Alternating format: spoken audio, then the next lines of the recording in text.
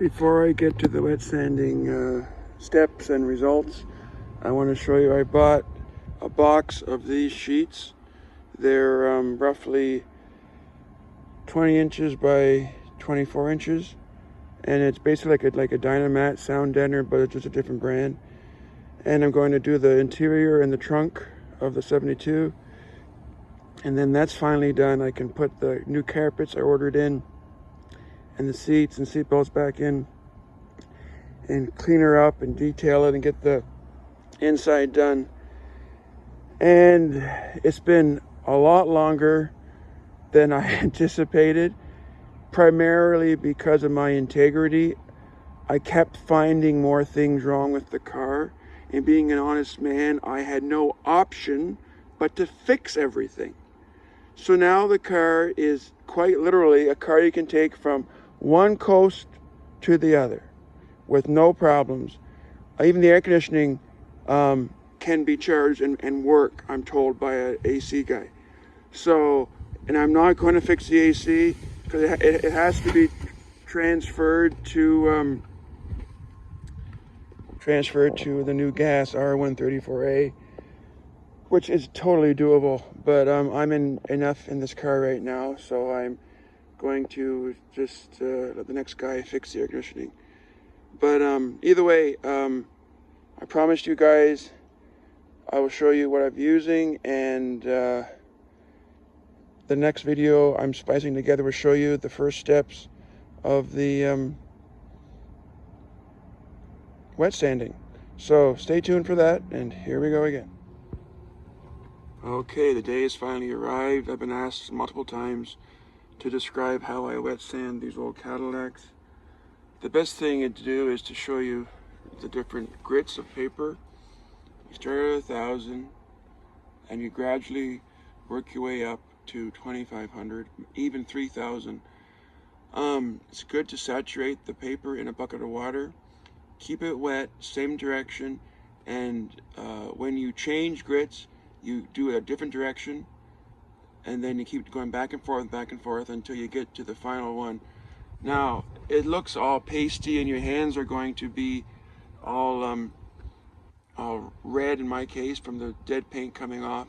Now, if the paint is really thin, it might not work. You might go down to the primer if you're not careful, because you are removing bad paint. You don't forget that. So if I take a wet rag and I try to get rid of this residue, you can actually see me waving at you now. See my hand in the paint? Compared to the door that's not done, it's very dull. So the color's coming up. You see? There's me again, and there's nothing on the old door. So the color is deeper, which should be expected. This is faded out and dry. So the oxidization, you know what I mean, has faded down the paint, and the top layer of paint is dry and no color in it. So you got to remove this to get to the color underneath. So the next step, when I get this cleaned off, is a good rubbing compound, and I will show you how it looks after the final polish as well. So stay tuned.